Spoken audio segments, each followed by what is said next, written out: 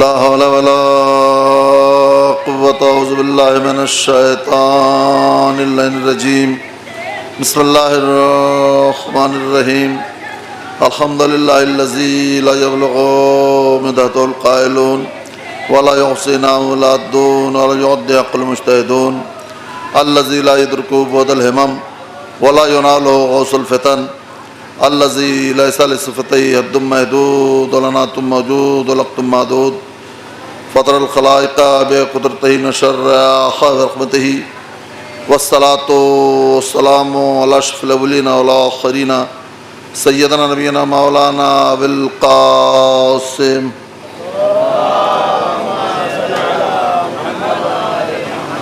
محمد وآلہ الطیبین الطاہرین المعصومین المظلومین ولعنۃ اللہ علی اعدائہم اجمعین بسم اللہ الرحمن الرحیم یا ایھا النفس المطمئنہ ترجعی الی ربک راضیۃ مرضیہ فادخلی فی عبادی وادخلی جنتی. ایک صلوات بھیج دیجیے عظمت آل محمد پر.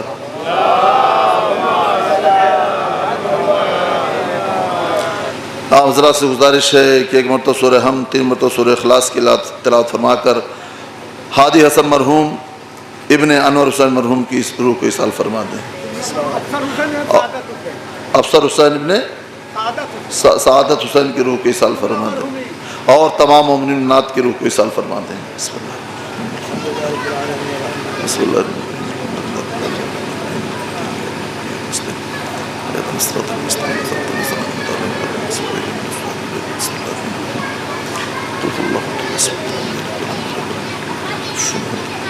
بسم اللہ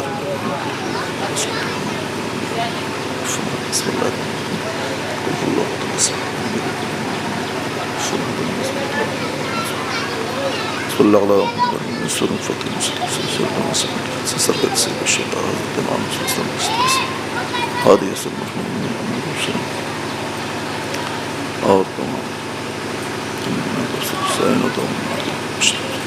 ایک عظمت آل محمد پر بلند ترین صلوات پڑھیں.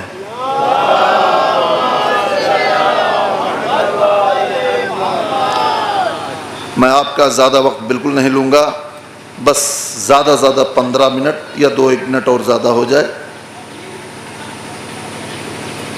کربلا کو صرف کربلا 3 روز کی بھوک و پیاس میں حسین مظلوم نے کربلا میں قربانی پیش کی، صرف اس نظریے سے نہ دیکھا جائے. کربلا مکمل ایک درسگاہ ہے جو سارے زمانے کو جواب دینے کے لیے کربلا کافی ہے اور کہیں سے جواب نہیں ملے گا. صرف اگر دیکھا جائے تو کربلا ہی کافی ہے ساری دنیا کو جواب دینے کے لیے.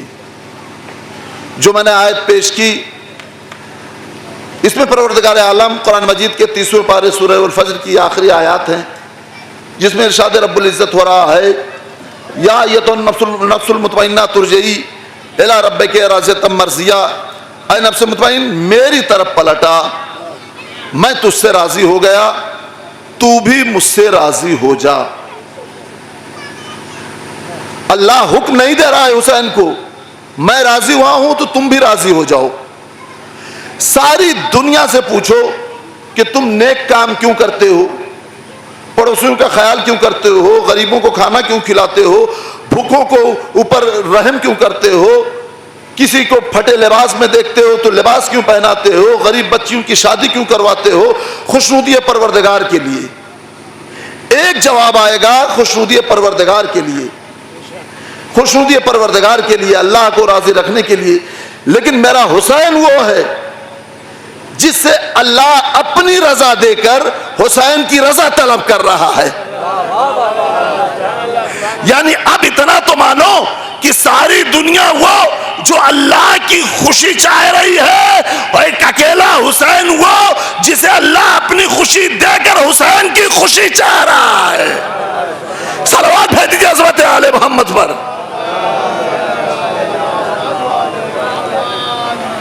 اور آیت تو رسول کے زمانے میں نازل ہوئی لیکن تفسیر کربلا میں ملی. اگر واقعات کربلا نہ ہوتا تو اس آیت کی تفسیر ہمیں نہ ملتی. اس آیت کی تفسیر کیا ہے؟ یہ حسین مظلوم کی شہادت کا معجزہ ہے، کربلا کا معجزہ ہے کہ ہمیں اس آیت کی تفسیر مل گئی. اور کربلا نے ہمیں کئی چیزوں کا سبق دیا. لا اکراہ فی الدین، دین میں کسی قسم کا جبر نہیں. مکمل تفسیر دیکھنا ہے تو شب عاشورہ کر دیکھو، مکمل تفسیر دیکھنا ہے تو شب عاشورہ کر دیکھو. حسین نے کہا بیعت اٹھا رہا ہوں، سب میرے قتل کے لیے آئے ہیں، تمہیں جہاں جانا ہو چلے جاؤ. اگر حسین بیعت نہ اٹھاتے تو آج کا مورخ یہ لکھ دیتا عباس کے خوف سے لوگ نہیں گئے، عباس کے ڈر سے لوگ نہیں گئے. لیکن حسین نے بیعت اٹھا کر، شمع بجھا کر لا اکراہ فی الدین کی مکمل تفسیر شب عاشور 3 روز کی بھوک و پیاس میں کربلا کے میدان میں دکھا دیا کہ دیکھو زمانے والوں، وہ تم ہو جو بندوق کی نوک پر کلمہ پڑھواتے ہو، وہ تم ہو جو زبردستی نماز پڑھواتے ہو. ہم ہیں کہ آزاد کر رہے ہیں، اس کے بعد بھی لوگ میرے پیچھے نماز پڑھ رہے ہیں. صلوات بھیج دیجیے عظمت آل محمد پر.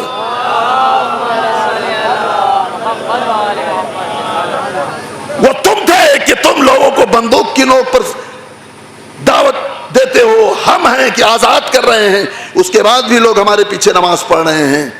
کربلا کے میدان میں بس 1-2 چیزیں فضائل کی، سب کربلا ہی سے ساری چیزیں بتاؤں گا آپ کو. امام حسین علیہ السلام سے کربلا کے میدان میں جب ظہر کا وقت قریب آ رہا تھا، ابھی آیا نہیں تھا، صرف اتنا پوچھا گیا. اس سے لوگ اندازہ لگائیں امامت کا حق صرف اسے ہے جو جواب دینے میں لمحے بھر کی تاخیر نہ کرے. دعویٰ کرنا اور ہے، لیکن امامت کا حق اسے ہے جو لمحے بھر کی تاخیر نہ کرے. امام سے پوچھا گیا مولا کیا نماز کا وقت ہو گیا؟ ظہر کی نماز کی بات ہے. کربلا کے میدان میں 3 روز کی بھوک و پیاس ہے. اب امام سے سوال کیا گیا مولا کیا نماز کا وقت ہو گیا؟ امام نے کہا لا، نہیں. جتنی دیر میں امام نے لا کہا اتنی دیر میں نماز کا وقت ہو گیا. امام نے فوراً پلٹ کر کہا نعم، ہاں ہو گیا. اس سے آپ نے نتیجہ کیا نکالا؟ یعنی جتنی دیر میں لا کہا اتنی دیر میں نماز کا وقت ہو گیا. امامت کے فرائض وہ انجام دے سکتا ہے جو اتنی دیر کی بھی تاخیر جواب دینے میں نہ کرے. اس سے آپ نے اندازہ لگایا نا. اب جب صفیں بند گئی، صفیں تیار ہو گئیں، معاذ اللہ نعوذ باللہ یزیدی فوج والوں نے کہا حسین تمہاری نماز کہاں قبول ہوئی؟ تیر آنا شروع ہوئی. سعید و زہیر آگے بڑھے، کہا مولا ہم تیر اپنے سینے پر لے رہے ہیں، آپ نماز پڑھیے. سعید و زہیر نے تیر اپنے سینے پر لیا. جیسے حسین مظلوم نے کہا السلام علیکم ورحمۃ اللہ وبرکاتہ، ویسے سعید و زہیر زمین پر گرے. کربلا نے ایک چیز بتا دی. لوگ کہتے ہیں علی نے فلاں کے پیچھے نماز پڑھی، علی نے فلاں کے پیچھے نماز پڑھی. کربلا میں آ کر کے دیکھو، کربلا نے بتا دیا دیکھو امامت کے آگے صرف نصرت کے لیے کھڑا ہوا جا سکتا ہے، امامت کے لیے نہیں کھڑا ہوا جا سکتا. صلوات بھیجیے محمد و آل محمد پر.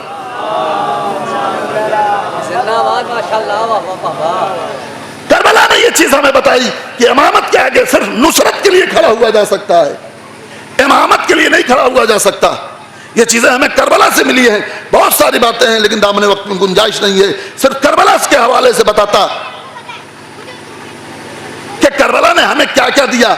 صرف یہ نہیں کہ 3 روز کی بھوک و پیاس میں حسین مظلوم نے اپنا سر کٹا دی، نہیں. کربلا مکمل ایک یونیورسٹی ہے، مکمل ایک درسگاہ ہے، مکمل PhD کرنے کی ایک درسگاہ ہے کہ اس پر ریسرچ کی جائے، کتابیں لکھی جائیں، تب جا کر کے کربلا لوگوں کی سمجھ میں آئے گی. کربلا یوں ہی اتنے آسانی سے لوگوں کی سمجھ میں آنے والی چیز نہیں ہے. عظمت حسین کو پہچانو.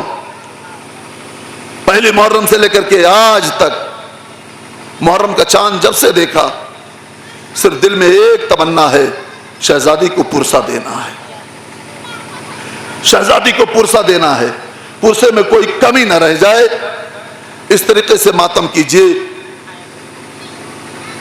زندہ رہے تو اگلے برس ہم ہیں، اور پھر یہ غم ہے جو چل بسے تو پھر اپنا سلام آخر ہے۔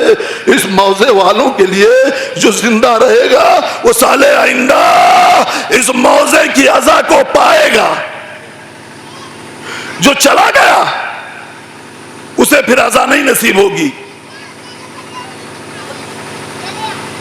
ہاں عزاداران مظلوم کربلا، آپ رونے کے لیے آمادہ ہو گئے، لیکن رونے میں کمی نہ کیجیے گا۔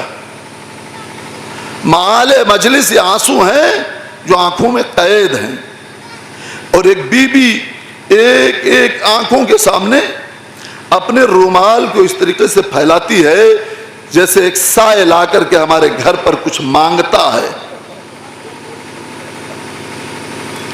چھٹے امام مجلس میں ہیں، ذاکر مصائب پڑھ رہا ہے۔ امام نے اپنے بغل میں بیٹھے ہوئے صحابی سے کہا، میرے جد کے مصائب پڑھے جا رہے ہیں، تو رو نہیں رہا؟ رومال دکھایا، کہا مولا دیکھیے رومال آنسو سے تر ہو گیا ہے۔ کہا ایسے نہ رو، باوازے بلند رو، چونکہ تمہارے رونے کی آوازوں سے میری جدہ شہزادی زینب کے دل کو سکون ملتا ہے۔ اللہ اللہ وہ زینب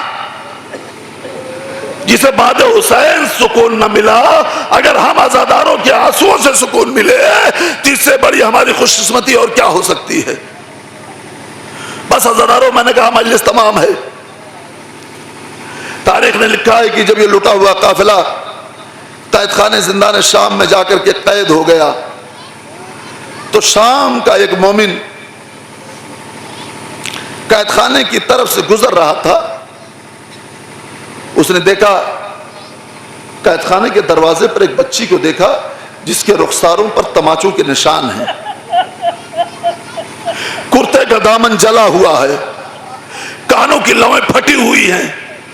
تھوڑی دیر کھڑا رہا تو سن کیا رہا ہے کہ وہ بچی کبھی اپنے بابا کو آواز دیتی ہے، کبھی اپنے بھیا کو آواز دیتی ہے، کبھی اپنے چچا عباس کو آواز دیتی ہے۔ وہ اپنے گھر گیا اور گھر جانے کے بعد کہا اپنی زوجہ سے، آج مہینے کی کون سی تاریخ ہے؟ کہا پہلی تاریخ ہے۔ کہا ہر مہینے کی پہلی تاریخ کو سلامتی حسین کا کھانا نظر کراتی ہے اور غریبوں کو دیتی ہے؟ کہا ہاں۔ کہا کھانے کا اہتمام کیا ہے؟ کہا ہاں۔ کہا آج جیسے غریب میں نے دیکھے ہیں ایسے غریب میں نے اپنی زندگی میں نہیں دیکھے۔ ایک بچی کو میں نے قید خانے میں دیکھا ہے جس کے رخساروں پر تماچوں کے نشان ہیں، کرتے کا دامن پھٹا ہوا ہے، کانوں کی لویں پہ کرتے کا دامن جلا ہوا ہے، کانوں کی لویں پھٹی ہوئی ہے۔ مجھے لگتا ہے اس کا بابا بھی مارا گیا، اس کا بھیا بھی مارا گیا اور اس کا چچا عباس بھی مارا گیا۔ بابا بھیا کو آواز دیتی ہے لیکن چچا کو جب آواز دیتی کہتی چچا آ کر دیکھو سکینہ کی لوؤں سے آج بھی خون جاری ہے، سکینہ کی لوؤں سے آج بھی خون جاری ہے۔ ہاں عزاداران امام مظلوم کربلا، اس نے کہا کہ بابی بات زوجہ شوہر میں ہو ہی رہی تھی کہ اس نے دسترخوان لگا دیا۔ کہا پہلے تو کھانا کھا لے پھر کھانا لگاتی ہوں۔ کہا مجھ سے کھانا کھایا نہیں جائے گا۔ اس بچی کی فریاد ایسی تھی، اس بچی کی فریاد ایسی تھی کہ مجھ سے کھانا کھایا نہیں جائے گا۔ کھانے کا تشت تیار کیا، شوہر کے حوالے کیا، آگے آگے شوہر چلا، پیچھے پیچھے زوجہ چلی، قید خانے کے دروازے پر آیا۔ جیسے ہی دروازے پر آیا کہا مجھے لگتا ہے اندر کچھ عورتیں ہیں، کھانا تو لے کر کے اندر چلی جا۔ زوجہ سے کہا کھانا تو لے کر کے اندر چلی جا۔ زوجہ لے کر کے اندر کھانا گئی۔ کہا سالار قافلہ کون ہے؟ جناب زینب کی طرف لوگوں نے اشارہ کر دیا۔ جناب زینب کے سامنے لے جا کر کے تشت کو رکھا۔ جیسے ہی شہزادی زینب کے سامنے تشت کو رکھا، شہزادی زینب نے کہا یہ بتا دے یہ کھانا صدقہ ہے یا ہدیہ؟ یہ کھانا صدقہ ہے یا ہدیہ؟ اس نے کہا صدقہ۔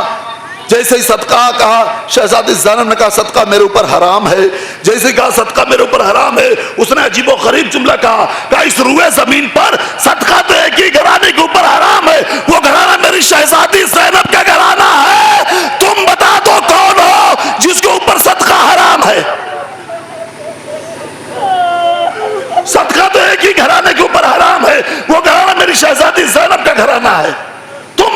कौन हो? अरे इतना सुनना था। एक मरतबा शहजादी ज़ैनब ने अपने को संभाला, कहा तू बता दे ये सदका तू क्यों निकालती है? कहा आज तक किसी ने नहीं पूछा, लेकिन अगर आपने पूछा है तो सुनिए। खुदा ने जब मेरे मौला अली की हुकूमत कूफे में थी, खुदा ने मेरी माँ को 9 बेटे अता किए थे, कोई बेटी नहीं दी थी। मेरी माँ मौला अली के पास गई और जाने के बाद कहा, या अली आप मेरे लिए दुआ कर दीजिए, खुदा मुझे एक बेटी दे दे। तो मेरे मौला अली ने मेरी माँ से कहा, ये दुआ मुझसे ना कराओ, मेरी बेटी ज़ैनब से करा लो। मेरी माँ अली की बेटी ज़ैनब के पास गई और जाने के बाद कहा, आपके बाबा ने कहा है खुदा ने मुझे 9 बेटे अता किए हैं, कोई बेटी नहीं दी है, आप मेरे हक में दुआ कर दीजिए कि खुदा मुझे एक बेटी दे दे। अली की बेटी ज़ैनब ने मेरी माँ के हक में दुआ की। चंद महीनों के बाद मेरी विलादत हुई, मैं अक्सर बीमार रहने लगी। मेरी माँ कहीं और नहीं गई, उसी अली की बेटी ज़ैनब के पास गई। जाने के बाद कहा, शहजादी ये आपकी दुआओं का समर है, लेकिन बच्ची जब से पैदा हुई है उस वक्त से आज तक बीमार रहती है, आप दुआ कर दो हर मरज दूर हो जाए। कहा जा हर महीने की पहली तारीख को सलामती हुसैन का खाना देना, तेरी बच्ची को कोई मर्ज नहीं सताएगा। उस वक्त से लेकर जब तक मेरी माँ जिंदा रही, महीने की पहली तारीख को सलामती हुसैन का सदका देती रही। लेकिन मेरी माँ जब इस दुनिया से जाने लगी तो मेरी माँ ने कहा, देख हर चीज भूल जाना, महीने की पहली तारीख को सलामती हुसैन का सदका देना ना भूलना, ये मेरे मौला हुसैन का सदका है। अज़ादारो इतना सुनना था। एक मतलब शहजादी ज़ैनब ने कहा, बीबी अज़ादारो सुनना पाइएगा, कहा बीबी सदका देना बंद कर दे। अब वो दिन चले गए, सदका देना बंद कर दे, वो दिन चले गए। हुसैन की सलामती का सदका ना निकाल। उसको गैज़ आ गया, गुस्सा आया और गुस्से की हालत में खाने का तश्त उठाया और उठाने के बाद कहा, बीबी ना खाना हो तो ना खाओ, लेकिन मेरे हुसैन को बद्दुआ मत दो।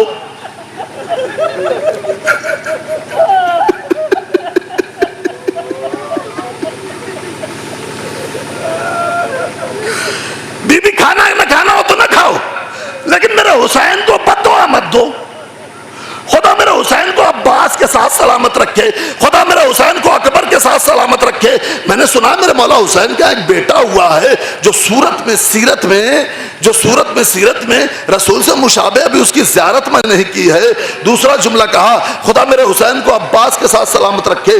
जैसे ही अब्बास का नाम सुनना था ना, शहजादी सकीना करीब आई और आने के बाद उस बीबी के दामन को पकड़ा। कहा, बीबी तुम कौन हो जो मेरे अब्बास की सलामती की दुआ कर रही हो?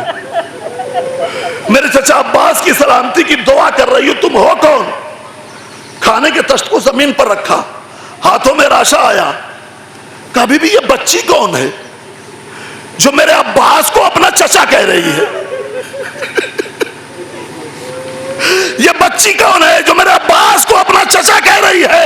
शहजादी ज़ैनब ने सर को झुकाया, कहा यह हुसैन की बच्ची अब्बास की भतीजी है। एक मरतबा हाथों को जोड़ा, हाथों को जोड़ने के बाद कहा, शहजादी अगर ये बच्ची हुसैन की बच्ची है, अब्बास की भतीजी है, तो मैं तुम्हें अब्बास और हुसैन का वास्ता देती हूँ, तुम बता दो कौन हो? शहजादी ज़ैनब ने कहा, एक बार तो शहजादी ज़ैनब ने कहा, अना ज़ैनब बिन्ते अली, मैं ज़ैनब बिन्ते अली हूँ। अरे एक बार तो गौर से देखा, गौर से देखने के बाद चादर को जमीन पर फेंका, कदमों पे सर को रखा, कहा शहजादी मुझे माफ करना, मैंने नहीं पहचाना। एक बार तो कैद खाने के बाहर आकर कहती, अरे क्या गजब कर दिया, किसको असीर बनाया, जो आयते ततहीर का वारिस है। इन्ना लिल्लाहि व इन्ना इलैहि राजिऊन, वरज़ुम बिक़ज़ाही तस्लीमन। बारलाह हमारी मुख्तसर से इबादत को कबूल कर ले। बारलाह मोहम्मद आल के सदक़े से चरद मासूम तुफ़ैल से इसमें जुलूस में जितने लोग हाज़रीन हैं वो सब हाजतमंद हैं, उन सब की दिली तमन्नाओं को तो पूरा कर दे। बानी जुलूस के हौसले में और उनके रिस्क में इजाफ़ा कर दे कि जुलूस में कभी किसी किस्म की कोई कमी वाक़ ना होने पाए। बारलाह मोहम्मद आल के सदक़े से चरद मासूम तुफ़ैल से हम सबको शुमार इमाम ज़मान अलैहिस्सलाम के नासरीन। मातम हुसैन।